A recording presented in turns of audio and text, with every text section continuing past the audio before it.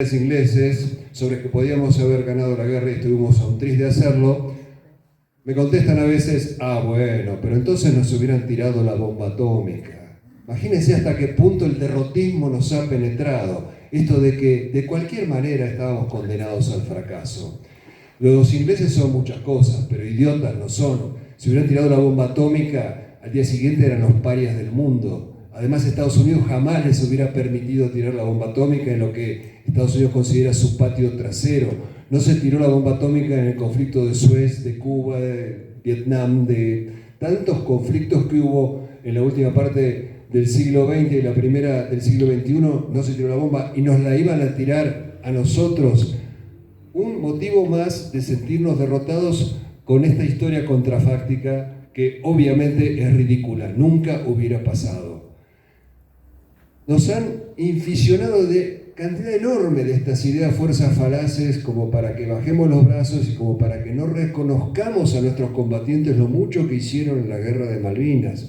Por ejemplo, una de las críticas es cómo mandaron soldados del norte a pelear al sur, que es tan frío. Entonces, si seguimos ese criterio, cómo los alemanes del Afrika Korps, del gélido norte de Europa, fueron a pelear en África y cómo lo hicieron, o cómo Aníbal y sus cartagineses cruzaron los Alpes en elefantes. Existe lo que se llama aclimatación. Nuestros soldados tuvieron 2 meses para aclimatarse.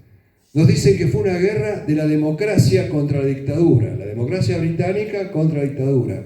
Y con esa ligereza que tenemos nosotros, que no indagamos en lo que nos venden los diarios y los políticos, perdón, una guerra de la democracia contra la dictadura. ¿Y cómo es entonces que Inglaterra marchó aliada con ese gran demócrata que fue Pinochet a la guerra?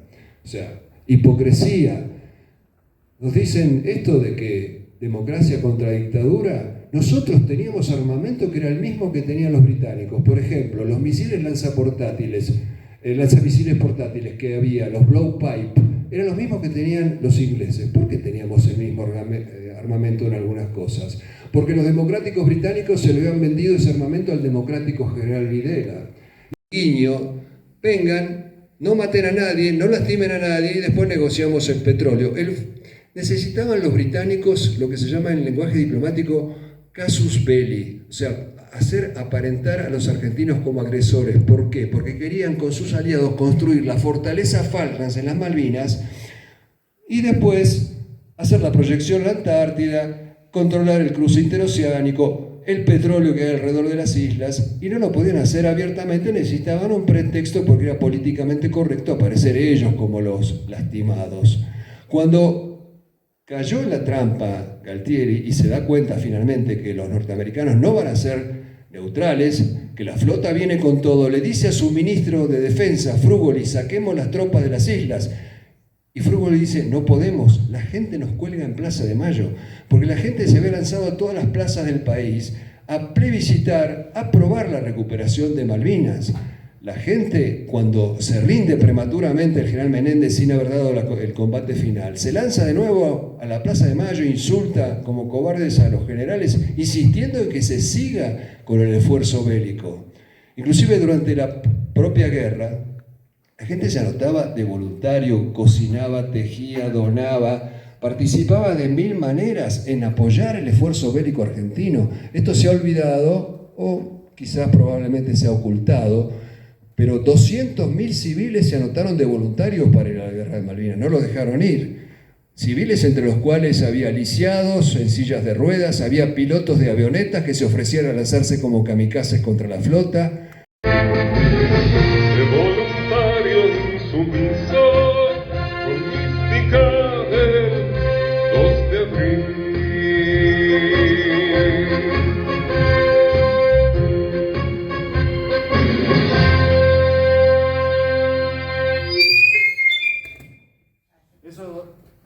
Hola. Esos 200.000 voluntarios, más los millones que salieron a las calles a apoyar la recuperación de las islas, no fueron a apoyar a Galtieri, fueron a apoyar la celeste y blanca. Y no me crean a mí, vayan al video donde Galtieri sale al balcón. Cada vez que decía yo presidente lo chiflaban, y cuando decía presentaremos batalla lo aplaudían.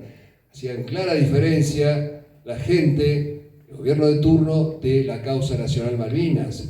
a tal punto que se cayeron todas las diferencias, la grieta era mucho más profunda que la de ahora, y sin embargo, por ejemplo, se hizo un comando conjunto entre montoneros dinamiteros y oficiales de la Marina que semanas antes se estaban matando entre ellos para ir a tratar de dinamitar buques ingleses a Gran Bretaña, no a Gran Bretaña, a un territorio británico que es Gibraltar.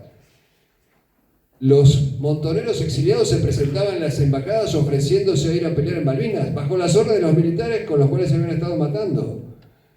Fue una causa nacional y popular en el mejor sentido de la palabra, no ahora que están muy quemadas esas palabras, pero era realmente así. Nadie fue por Galtieri, fueron por la Celeste y Blanca. ¿Y después qué pasó?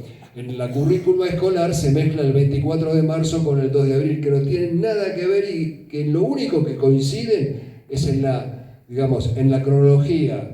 Coinciden en la cronología, pero nada más, porque fue una guerra noble, limpia, por una causa justa, y los generales estuvieron ausentes, no participaron realmente de la guerra.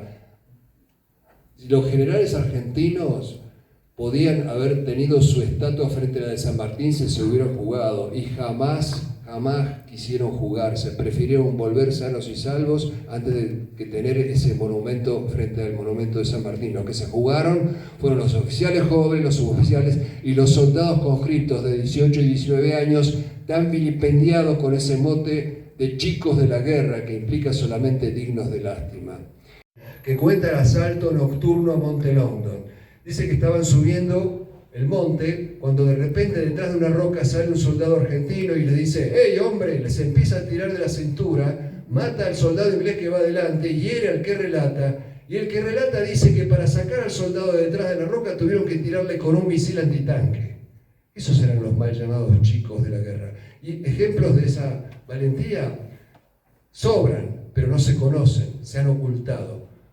Por ejemplo, en la batalla de Darwin, un soldado de 18 años, Oscar Ledesma, ve a dos de sus camaradas del regimiento 12 de Mercedes con cara de terror porque se les había terminado la munición y avanzaba sobre ellos un oficial británico. Le dispara con su ametralladora, abate al oficial británico, con lo cual le salva la vida. Y en la guerra no es como en las películas que se sabe quién mató a quién, como los académicos de la historia le dieron la espalda a Malvinas, hasta el día de hoy no la investigaron la batalla. No se sabía quién exactamente había abatido, nada menos que al jefe de los paracaidistas ingleses, que resultó ser ese oficial. Y recién, muchos años después de la guerra, un historiador aficionado, pero de gran honestidad intelectual, determinó que el soldado Oscar Ledesma, de 18 años, fue el que lo abatió. Y además, el soldado Oscar Ledesma tenía 2 meses o menos de instrucción. Se habla mucho de que no tenían instrucción nuestros soldados. El soldado es el reflejo del jefe. Si el jefe es bueno, el soldado es bueno. No hay soldados malos, hay oficiales malos. Y el soldado Ledesma tenía como jefe al teniente Esteves, que muere heroicamente en el combate de Darwin, que los tuvo nada más que durante 2 meses y los convirtió en esos 2 meses en un puño de hierro. Detuvieron a los británicos durante 5 horas y los británicos mismos dicen que combatieron como leones. Y los soldados de la clase 62 tuvieron 1 año para entrenarse.